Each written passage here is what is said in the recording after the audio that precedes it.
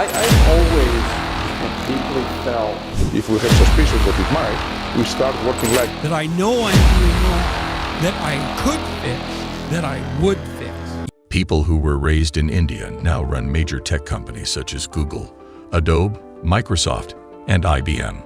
The most recent person to join these ranks is Parag Agrawal, who recently succeeded Jack Dorsey as the Chief Executive Officer of Twitter.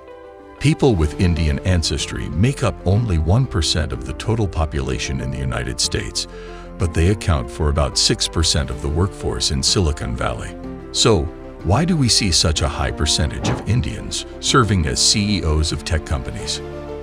In 2014, when Satya Nadella took over as CEO of Microsoft, the corporation was in a precarious financial position.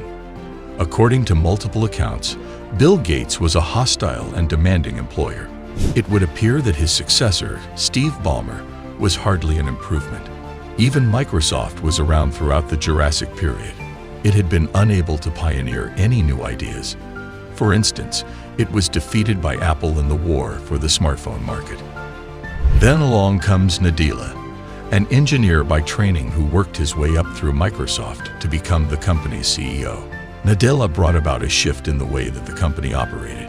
He made it abundantly apparent that anger and shouting were not tolerated in this environment. In addition to this, he worked to revitalize Microsoft.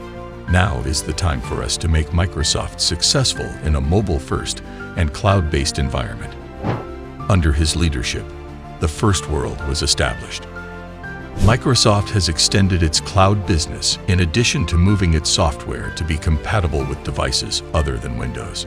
It was in Azure's home country that he developed his inventive approach to finding solutions to problems. The population of India is close to 1.4 billion people. It currently holds the position of second most populous nation on the planet, behind China, but is projected to overtake China as the world's most populous nation over the next few years. Even though India has made incredible strides, the country is still facing a significant obstacle in the form of poverty. The poverty line in this country is set at $1.90 per day, but nearly a quarter of the population lives on less than that. Corruption, inadequate infrastructure, and a lack of opportunity are some of the challenges they confront. And as a result, they are forced to become resilient, adaptable, and capable of overcoming countless difficulties, as stated by the United Nations Development Program. Because of this, they have the ability to find solutions to problems, which is an invaluable skill in any company. Since taking over as CEO of Google in 2015, Sundar Pichai has been tasked with finding solutions to a myriad of issues. He became the paradigm of a kinder, calmer, and gentler CEO in the technology industry at a time when big tech companies are coming under increased scrutiny due to the influence they have. Pichai attended one of the Indian Institutes of Technology for his education and graduated with a degree in engineering. The Indian Institutes of Technology, IITs, are a bit like the Massachusetts Institute of Technology, MIT, but with an even lower acceptance rate, reportedly 1 or 2%. After completing his undergraduate studies, Pichai used his master's degree from Stanford to get entry into the United States. Many people from India find their way to the land of opportunity by attending a prestigious graduate school in the United States. It would appear that they are staying on this well-traveled course. They earned their bachelor's degree from a prestigious institution in India, and then went on to earn their master's degree in the United States, where they focused on subjects related to STEM, science, technology, engineering, and mathematics. During the most recent school year, more than half of all international students studying in the United States obtained a degree in one of the STEM fields. People who have specialized skills are given preference in the immigration system of the United States.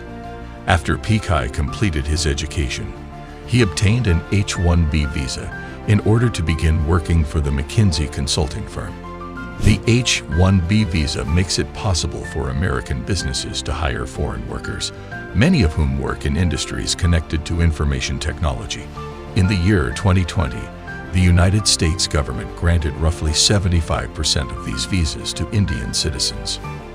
China, by contrast, lagged far behind in second place with a percentage of 12%. They are comfortable with American corporate culture, probably because it matches the growing information technology industry in their native country of India, which is located in Bangalore, Chennai, and Hyderabad. The fact that so many Indians are able to speak English is a major benefit in the West.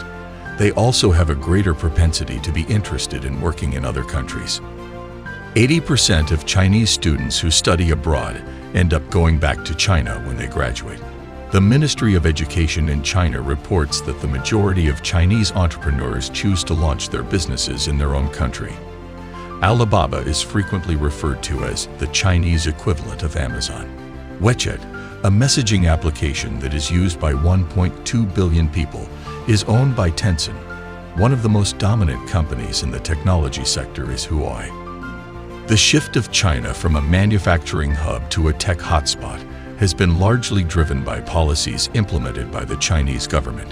Deng Xiaoping, the leader of China at the time, encouraged international companies to establish offices in China during the latter part of the 1970s, which created a favorable environment for new business ventures.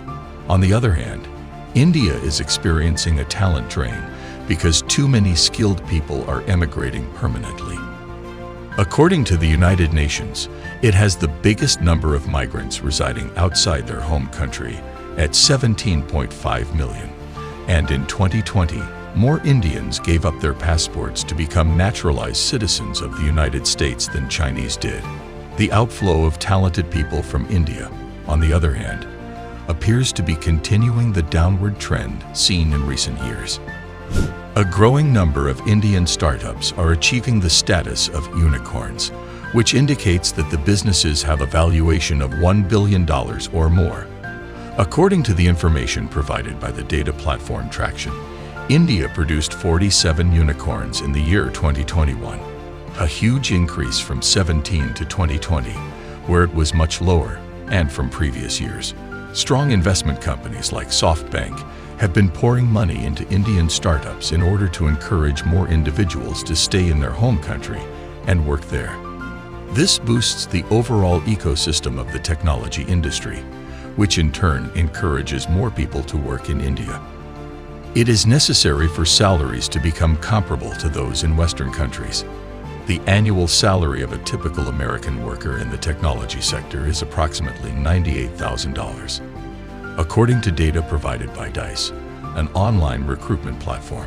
Although there is a great deal of variation, the job site suggests that the median salary in the technology industry in India is $20,000, US going up to as much as $33,000, which makes them some of the best earners in their country, but it is still considerably less than what they would make in the States as salaries climb along with India's startup boom as India's economy continues to grow.